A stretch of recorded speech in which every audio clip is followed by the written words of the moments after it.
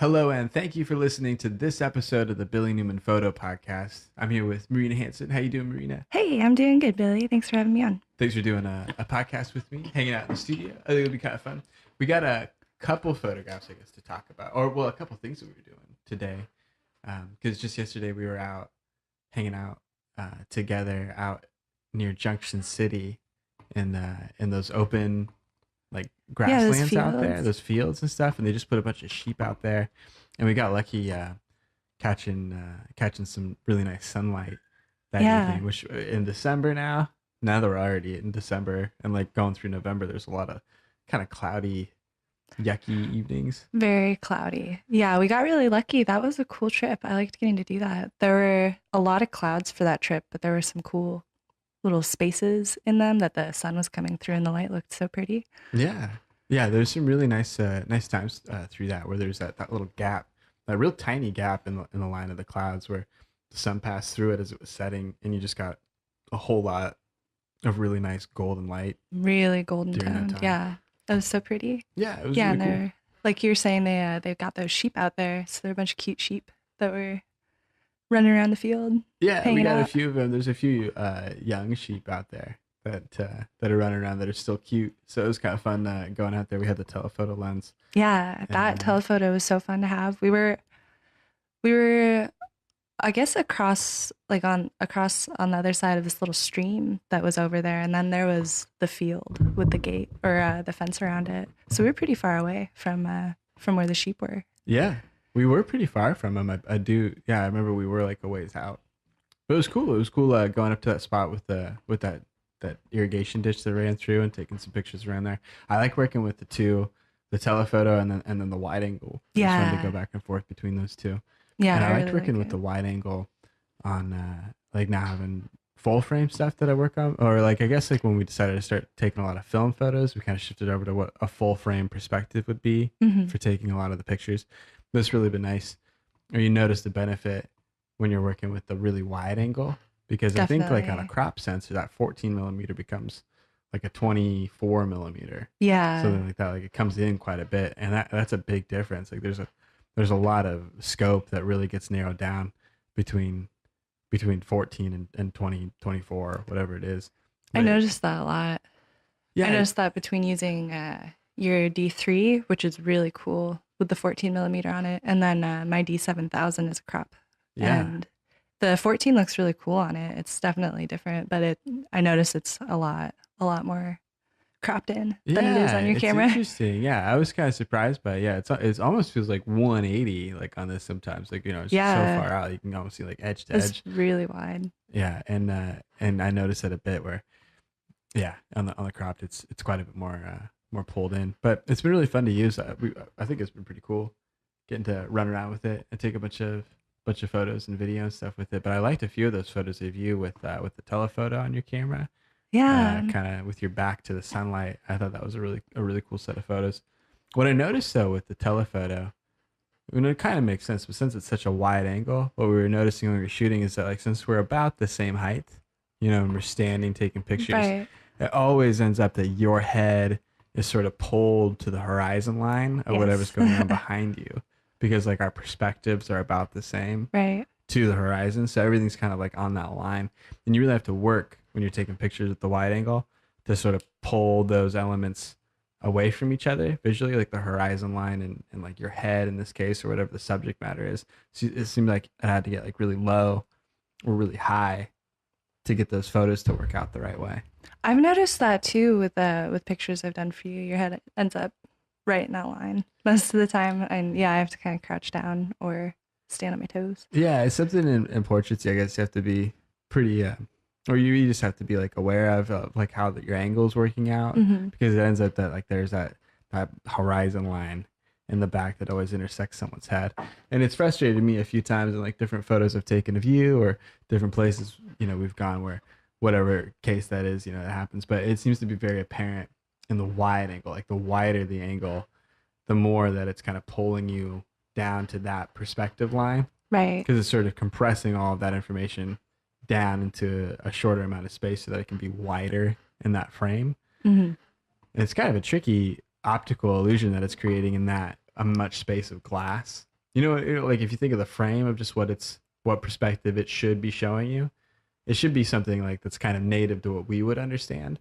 as being Yeah. probably something kind of small. It ends up being around 50 millimeters or so. Like when we look through a 50 millimeter lens, that seems to be Yeah. about the compression and the distance that our eye sees at. It's sort of like Yeah. native. Like if you put that up and had an eye open, it would be about the same perspective. It wouldn't look too different. Hmm. But the 14 millimeter or like a 200 millimeter, something that's really different from that, is really zoomed in or really wide out. And it's sort of a weird perspective to see. So like when you bring like a really wide perspective to a frame, it seems like it shrinks everything down to be really small.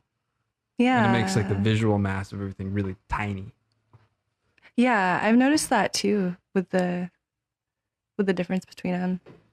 Yeah, it's weird when you start figuring out what compression does, or like your angle of view in a lens does, how it makes it look. Like if we went out even to a huge set of mountains to take a picture of just like a giant mountain with a 14 millimeter, it would shrink that down to something really small on the horizon to Yeah. show you a lot of width along the horizon.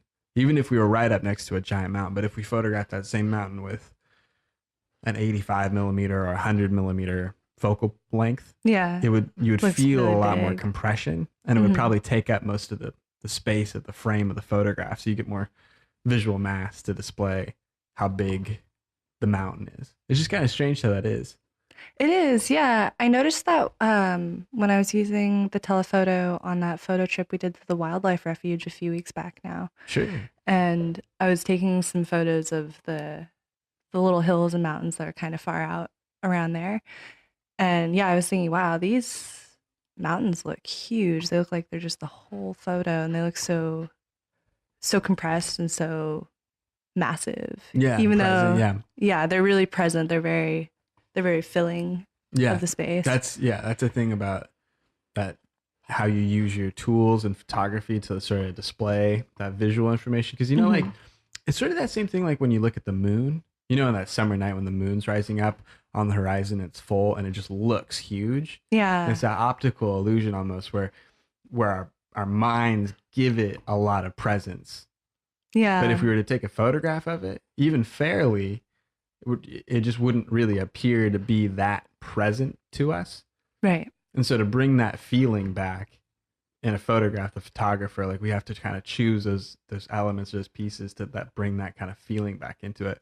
That's where you need to like, you got to use compression. You got to zoom up on the moon, or do something so that it kind of brings it back into context where it seems Right. like it's really there for you.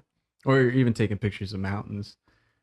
If you take a picture with a wide angle to get the view of it, it sort of drops everything out to the horizon, and then your mountains are just some tiny little blip Yeah, on that the really on the doesn't feel screen. the same. Yeah, and very pretty photos, but yeah, it's different how the feel of it changes so quickly. It is really interesting. Yeah, it's really weird. I think I remember looking back at. I don't really know much about it in its entirety, as much as I should. Probably wanted to be a landscape photographer, but Ansel Adams' work I think was all with like a large format camera. Like Right, the old yeah, one on the big the big one wood on the stand. tripod with the billows, and it it makes like the 10 by 8 or 8 by 10 like print. Yeah, But the way that works, that whole compression system is way different for those lenses. And so that's why those photographs have a different type of look to them in a way, because like what we're talking about, that the way that the compression of the lens sort of represents stuff onto the photograph, since it's so much bigger on the large format, that's why you could have more compressed images hmm, that were wider, so you would show those mountains or those landscapes as more lifted up and more present, but also yeah. more wide, so you'd have a That's wider interesting. perspective. Yeah, it was an interesting effect of these, but that's I think one of the reasons that a lot of those photographs still feel really present is Right. because or just because of some of the mechanisms that were used to shoot it, where it was really wide, you could see a ton of sky, but you could also really feel the Yeah, you really presence, feel, yeah, yeah, the of the mountain sizing. ranges, and that was an interesting part of the landscape photography that they'd done. Yeah, that's cool. Yeah, it's interesting, like all the different pieces that are used to kind of visually show things in a different way. But yeah, it was kind of cool. But I'm glad that we got to go out and take a bunch of photos before the sunset at 4:30. 4:30. Yeah, it got pretty dark pretty fast. Yeah, it was way too dark. It was. Ugh. It was nice. Those little sheep were cute. I Yeah. got a pretty cute picture that I'm planning on posting pretty Ooh, soon. little sheep. There was a little baby sheep. It was cool. It was pretty cold, so with all the golden backlighting, you could really see the sheep's breaths in the air, which Oh, was it was cute. so cool. Yeah, in the sunlight, you could see it backlit, and it was this golden little puff Yeah. coming out of the So sheep. there's this little baby sheep next to, I think it's mom, and they were in the grass, and I got some cute pictures of them and their little breaths. And then the little baby sheep got up and decided to climb on his mom's back and was Yeah. standing on her. Yeah, I thought that It was really pretty funny. cute. I got some shots of that, so I'm excited to get that posted out. Yeah, that'll be That was really a fun cool. And spot. I want to see that one come up soon. I've got a bunch of you that are really cool. Yeah, I like those so much. And I've got That a light bunch, looked so I've got a pretty. handful of the little scene around there that were pretty. Yeah. The clouds are really nice. We have a few nice little Yeah, moments. yeah, of there's that. It some was cool fun. ones.